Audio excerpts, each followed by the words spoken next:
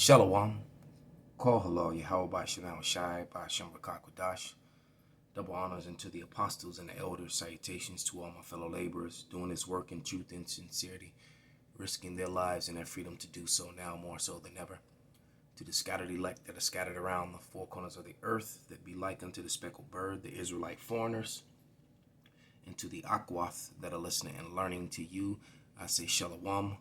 This is your brother Malcolm, coming at you with another lesson in truth from the branch of the GMS camp here in Chicago.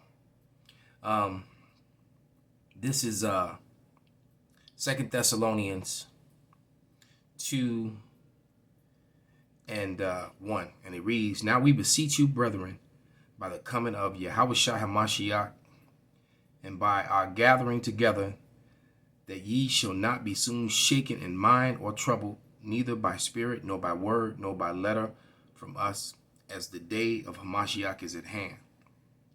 Let no man deceive you by any means, for that day shall not come except there be a falling away first, and that the man of sin be revealed, the son of perdition." So Israel had to fall away and forget who they were.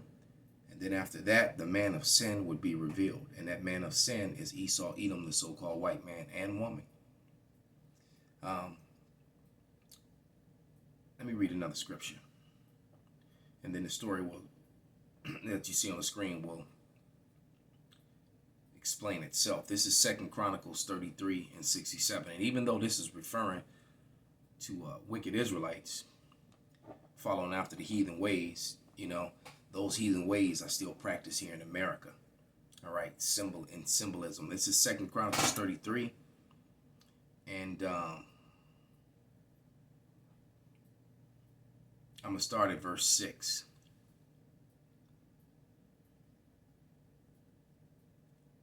And it reads, "And he caused his children to pass through the fire in the valley of the son of Hinnom. Also he observed times and used enchantments, used witchcrafts, and dealt with familiar spirit.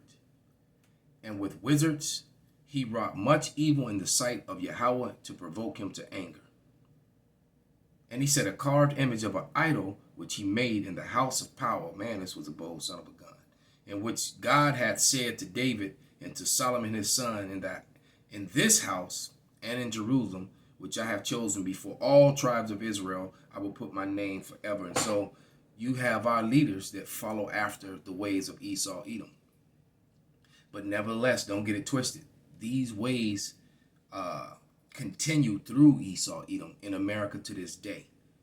No one is safe in America. Even Edomite children are not safe in America from their own people, from their own kind. I would highly suggest that you watch the movie Sleep. It was the continuation. I think it was called Sleep.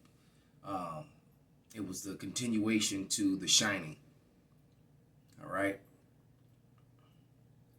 The one with Rose and her gang of child molesters. All right. And, it's like they try to discredit the fact that this sort of thing, predatory sexual acts toward children, go on in America, but yet they do. And by very high class people. And a funny thing too is that when, it's like, what about Bill Gates and Prince Philip's indictments? Okay, what's going on with that? Because all you see in the headlines is R. Kelly and Bill Cosby. Because R. Kelly's back on a thing. But when you read, and then they didn't sensationalize this story right here. And this went on for two decades. But yet they sensationalized R. Kelly as if he was some monster. And when you look at the comparison, what happened with this and what R. Kelly did, there is no comparison. And it's like I always say, whenever evidence has come out to show who the real problem is in America, the true wickedness, they always come with the counter story or distraction story and make sure that it's a brown face, a so-called black man or Hispanic. Without any further ado, this man of sin being revealed. The United States, where a TV star has been sent to prison for recruiting and grooming young girls to be sex slaves. Her name is Allison Mack. Some of you would know her from her role in a series called Smallville. She's been convicted for being a slave master at NXIVM. This is a barbaric cult that functioned in the guise of a marketing company. Some of America's richest celebrities were its members. How did the cult operate? Which countries was it present in? And what sort of rituals did it follow? Here's a report. This is Allison Mack, a fresh-faced American TV star, the winner of several Teen Choice Awards. She gained a legion of fans playing the clever girl next door in the hit series Smallville. But her spectacular fall from grace is unbelievable even by TV drama standards. She has been sentenced to 3 years in jail for recruiting and grooming young girls to be sex slaves. 38-year-old Mack was a top slave master at NXIVM, a sex cult that operated in the guise of a marketing company. The organization existed for nearly 2 decades, claiming to offer self-help programs to America's powerful elite. It was founded by this man, 60-year-old Keith Rainier, who was once hailed by the Dalai Lama for his ethical work. In 2017, an expose blew the lid off the ethics that existed at NXIVM. The many charges against its members included racketeering, identity theft, extortion, forced labor, money laundering, and sex trafficking. But how exactly did the cult operate? The organization ran several executive success programs which people had to sign up for to gain entry. The ESPs were marketed as a set of development courses that helped participants overcome their fears and anxieties and hence gain their full potential in life. These programs came at a steep price. The cost of a 5-day intensive course was $5,000. But the price most participants ended up paying was emotional and physical torture. For days, the participants would live together in a commune-like housing facility for each program. At the beginning of each session, they would read aloud and follow a mission statement which asked them to reject victimhood. Rainier, who overlooked most of the sessions, was hailed as a godlike figure and had to be greeted with a kiss on the mouth. The female participants were then blindfolded and branded with the symbol of Keith Rainier's initials. The emotionally vulnerable ones were sent to a highly secret women's society and served as sex slaves for Rainier.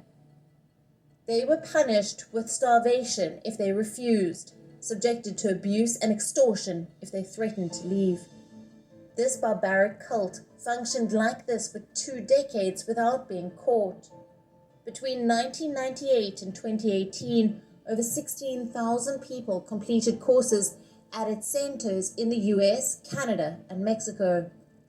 This trial has revealed that Raniere, who portrayed himself as a savant and a genius, was in fact a master manipulator, a con man, and the crime boss of a cult-like organization.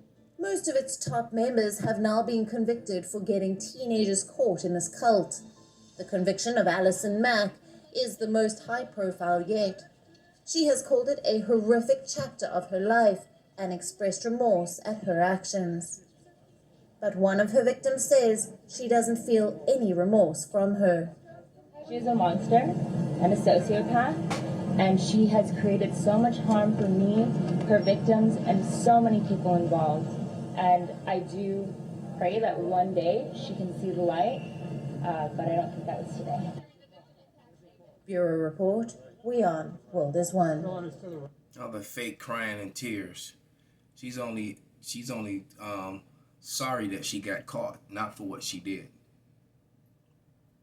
There's a punishment and a judgment that is upon the world, and it's upon Edom. They don't have much longer. This is Luke 8:17.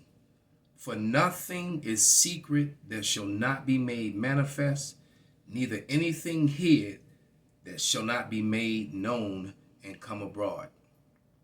Call halal Yahweh Bashana Washai Basham Rakakadash Wa Ababa Kwam Yasharala.